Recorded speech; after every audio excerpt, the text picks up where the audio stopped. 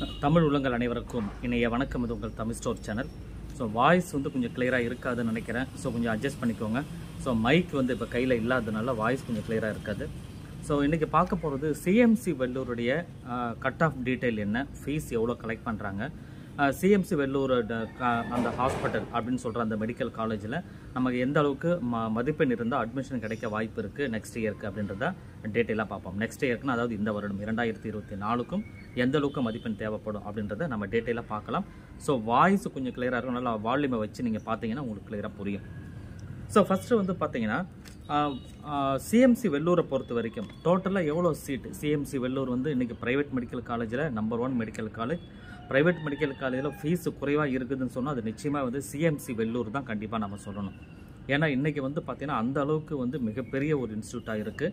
So engineering காலேஜிலேருந்து medical காலேஜிலேருந்து எல்லாத்துலேயுமே number 1 medical காலேஜாக இருந்துகிட்ருக்காங்க. So கிட்டத்தட்ட 1942 establish பண்ண ஒரு மெடிக்கல் காலேஜ்.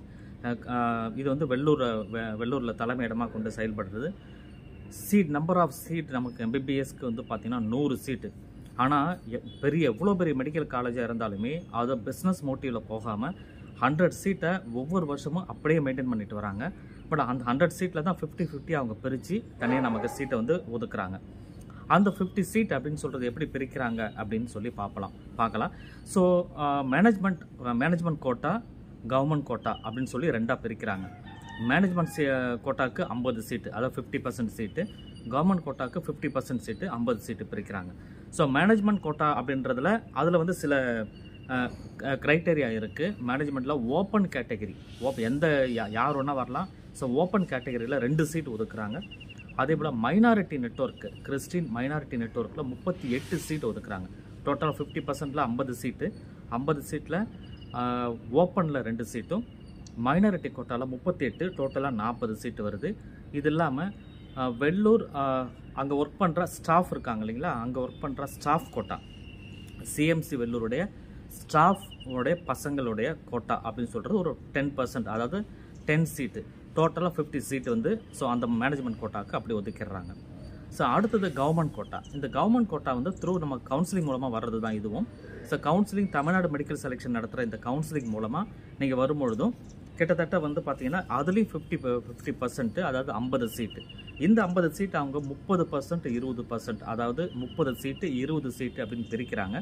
அந்த 30 சீட்டை வந்து பார்த்தீங்கன்னா நமக்கு தமிழ்நாடு மெடிக்கல் கவுன்சிலிங் மூலமாக வர்றது. எல்லா கம்யூனிட்டியுமே அதில் உள்ளே வருவாங்க. ஸோ யார் ஒன்றா வரலாம். நம்ம பிசி, பிசிஎம், எம்பிசி அந்த கேட்டகரி, ரிசர்வேஷன் கேட்டகரி படி 30 சீட்டு வந்து ஒதுக்குவாங்க. அது இல்லாமல் தமிழ்நாட்டை சேர்ந்த கிறிஸ்டின் மைனாரிட்டிக்கு வந்து அவங்க கவுன்சிலிங் மூலமாக வர்றது ஒரு 20 சீட்டு தனியாக ஒதுக்குறாங்க, அதாவது 20%. இது ஒரு 50 சீட்டு. ஸோ இப்படி தான் வந்து 2 வகையாக வந்து சீட்டை பிரிச்சிடுறாங்க. மேனேஜ்மெண்ட் சீட்டு தனியாகவும் 50 சீட்டாகவும், கவர்மெண்ட் கோட்டாவுக்கு தனியாக 50 சீட்டும் பிரிச்சிடுறாங்க. இது வந்து சீட்டோட டிஸ்ட்ரிபியூஷன். சரிங்களா? அடுத்தது ஃபீஸு, ரொம்ப ரொம்ப முக்கியமானது. இந்த ஃபீஸை பொறுத்த வரைக்கும் வந்து மிக மிக குறைவான ஒரு ஃபீஸு ஒரு ப்ரைவேட் மெடிக்கல் காலேஜில்னா நிச்சயமாக வெள்ளூர் ஸ்டாஃப் தான், அதாவது சிஎம்சி வெள்ளூர் மெடிக்கல் காலேஜ் மட்டும்தான். ஸோ என்ன இதனோட டிஸ்ட்ரிபியூஷன் என்ன அப்படின்னு நான் சொல்கிறேன். உங்களுக்கு ஃபீஸு ஓவராலாக 56,330 ரூபா வரும். ஃபஸ்ட் இயர் ஃபீஸுன்றது வந்து பார்த்தீங்கன்னா நீங்கள் ஜாயின் பண்ணும்பொழுது 56,330 ரூபா வரும். இதை எப்படி பிரிக்கிறாங்க அப்படின்னா டியூஷன் ஃபீஸ் அப்படின்றது ஒரு 3000 ரூபாயும், ஒன் டைம் ஃபீஸ்ன்றது 16,600 பிரிச்சிடுறாங்க. அதர் ஆனுவல் ஃபீஸ் அப்படின்றது ஒரு 22,235 அப்படின்னு சொல்லி பிரிச்சிடுறாங்க. அதுக்கப்புறம் யூனிவர்சிட்டி ஃபீஸ் அப்படின்றது 14,435. இந்த ஒன் டைம் ஃபீஸாக தான் இதெல்லாம். யூனிவர்சிட்டி ஃபீஸாக இருந்தாலும் சரி, அதர் ஆனுவல் ஃபீஸ், இந்த ஒன் டைம் ஃபீஸ் அப்படின்றதெல்லாம் ஒன் டைமில் தான் இருக்கும். ரிமைனிங் இருக்கிறது மட்டும் ஒவ்வொரு வருஷமும் வரும்.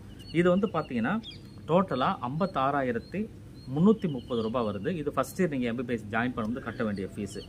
அதுக்கப்புறம் செகண்ட் இயர், தேர்ட் இயர்லாம் வரும் 28,000 மட்டும்தான் வரும். மிக குறைவு அப்படின்றது. சரிங்களா? இன்றைக்கி வந்து பார்த்தீங்கன்னா தமிழ்நாட்டில் இருக்கிற கவர்மெண்ட் மெடிக்கல் காலேஜில் 18,000 ரூபா கிட்ட வந்து போச்சு. அது அப்போ 18,000 கவர்மெண்ட் ஃபீஸில். அது ஒரு ப்ரைவேட் மெடிக்கல் காலேஜில் ஒரு 23,000க்கு 28,000க்கு செகண்ட் இயர்லாம் நீங்கள் பே பண்ணுற மாதிரி இருக்குது அப்படின்னு சொன்னால் மிக குறைவான ஃபீஸ் நிச்சயமாக வந்து சிஎம்சி வெள்ளூரில் மட்டும்தான். ஃபஸ்ட் இயர் மட்டும்தான் 56,330 ரூபா கட்ட வேண்டியது வரும். ஸோ இது இல்லாமல் ஹாஸ்டல் டெபாசிட் ஃபீஸ் அப்படின்றது வந்து ஜென்ஸாக இருந்தீங்கன்னா 10,000 வரும்.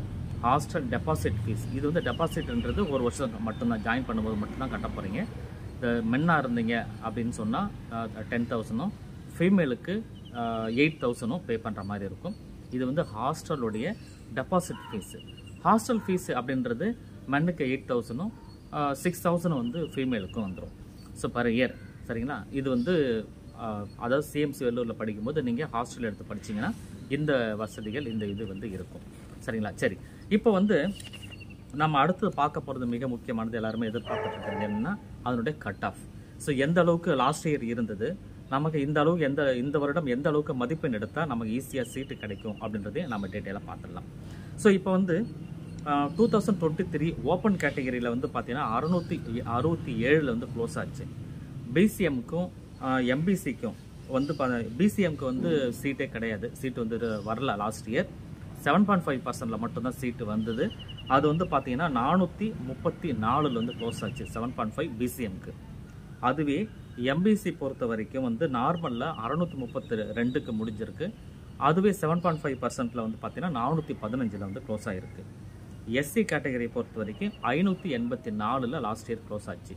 ஸோ 7.5%ல் 2 மட்டும்தான், அதாவது பிசிஎம் எம்பிசி 434, 415, இது 7.5. மீது எல்லாமே வந்து நார்மல். இந்த நார்மலில் 3 கேட்டகரி மட்டும் தான் வந்திருக்கு லாஸ்ட் இயர் சீட்டு ஃபில் ஆனது. ஓசியில் 667, எம்பிசியில் 632, எஸ்சியில் 584. இது வந்து 2023 கட் ஆஃப் டீட்டெயில், சரிங்களா? அப்போ இந்த வருடம் எவ்வளோ இருக்குன்னா, நீங்கள் ஒரு சேஃபர் சைடாக இருக்குன்னா ஒரு 10 மார்க் வந்து ப்ளஸ் பண்ணிக்கோங்க. 10 to 12 மார்க்குக்கு மேலேவே வரும். ஸோ அந்த அளவுக்கு நீங்கள் சேஃபர் சைடாக இருக்கலாம். இந்த அளவுக்கு மதிப்பெண் இருக்குது, நமக்கு கிடைக்கும். ஏன்னா அடுத்த வருஷம் வந்து இப்போ நான் சில ரிசர்வேஷன் வந்து இதில் சொல்லலை, எஸ்சிஏ எஸ்டி அதெல்லாம் சொல்லலை. மேபி இந்த வருடம் அது ஃபில் ஆகிறதுக்கும் வாய்ப்பு இருக்கும், சரிங்களா? அது எப்படி இருக்குன்றது நம்ம கவுன்சிலிங் நடக்கும்போது தான் நம்மளால் பார்க்க முடியும். சரி, அதேபோல் அந்த மைனாரிட்டி கம்யூனிட்டி 20% நான் சொன்னோம் இல்லையா, அந்த 20% சீட்டில் வந்து பார்த்தீங்கன்னா 601 வந்து க்ளோஸ் ஆகிருக்கு. தென் வந்து 40% 10% ஒரு சீட் அலோகேஷன் நான் சொன்னேன். அதில் வந்து கிறிஸ்டின் மைனாரிட்டி நெட்வொர்க்குக்கு 421 ஆகவும், சிஎம்சி வெள்ளூர் ஸ்டாஃப் கோட்டா அந்த சில்ட்ரன்ஸுக்கு வந்து பார்த்தீங்கன்னா 523 வந்து க்ளோஸ் ஆகிருக்கு, சரிங்களா? இதுதான் வந்து ஓவரால் சிஎம்சி வெள்ளூருடைய கட் ஆஃப் டீட்டெயில்.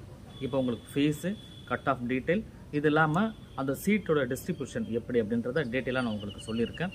ஸோ இந்த வீடியோ உங்களுக்கு பிடிச்சிருந்ததுன்னா மறக்காமல் லைக் பண்ணிக்கோங்க, உங்கள் ஃப்ரெண்ட்ஸுக்கு இந்த வீடியோவை ஷேர் பண்ணிக்கோங்க. தேங்க்யூ ஃபார் வாட்சிங்.